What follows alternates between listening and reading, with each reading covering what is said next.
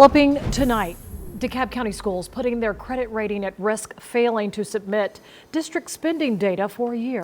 The misstep was only recently caught and corrected, but it could be too late, and this affects more than 100,000 students.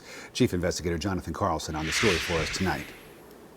DeKalb County schools still reeling from a year of missteps. The district now at risk of losing its credit rating for failing to submit 2018 financials for annual audit. A cratered credit rating means the district may have to pay higher interest rates, something passed on to the taxpayer.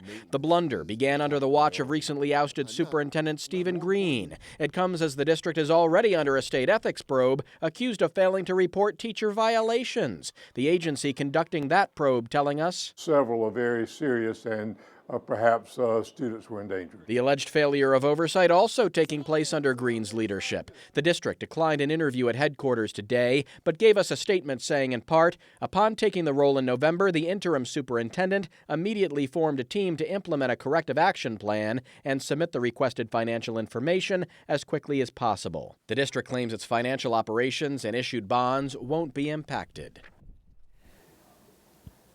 And the district's full statement is on our website. Stephen Green, by the way, left the district in November. He came to DeKalb from Kansas City Public Schools, which was accused of inflating attendance numbers to increase bonuses, something Green has publicly denied having any knowledge of. And this, of course, makes you wonder, what's next for this district? Was there more not done by the book in DeKalb County? Well, that's what we have you for. Go dig.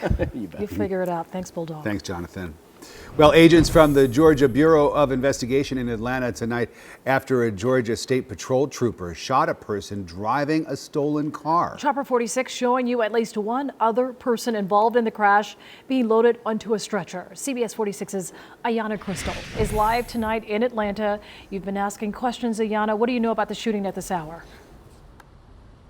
Sean, the scene is clear and the streets have reopened, but earlier this afternoon, two men were driving in a stolen car, and after refusing to stop, a Georgia State trooper shot and killed the driver. And right now, GBI is investigating this deadly officer-involved shooting. Barry Lennon was having lunch on Whitefoord Avenue this afternoon. Those weren't firecrackers, those were gunshots. When gunfire erupted. Very loud pops, different from firecrackers. Very loud, succinct pops. 1, 2, 3, 4, 5, 6. Very quickly, and then it was over. Atlanta police spotted a stolen gray Chevrolet Camaro in Edgewood with two men inside, so they called Georgia State troopers in for backup. The trooper attempted a felony stop. They did know that it was a stolen vehicle. The driver re-entered his vehicle and then drove towards the trooper.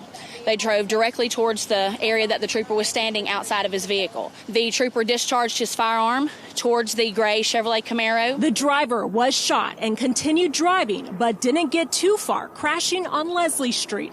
The driver was rushed to Grady Hospital, where he died. The passenger sustained injuries and was also taken to the hospital.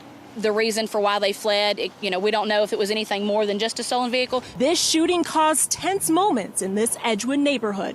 You're in a pretty flustered, kind of panic state. So, yeah, it's a little scary. Not even a full month into the year, and this was the 10th officer-involved shooting GBI has investigated. It's sad, the world we live in, and what we hear, and what we have to deal with. Right now, we don't know exactly how many shots were fired by that Georgia State trooper, and police have not released the names of the suspects, but certainly tense and scary moments for this neighborhood. Live in Edgewood, Ayanna Crystal, CBS 46 News.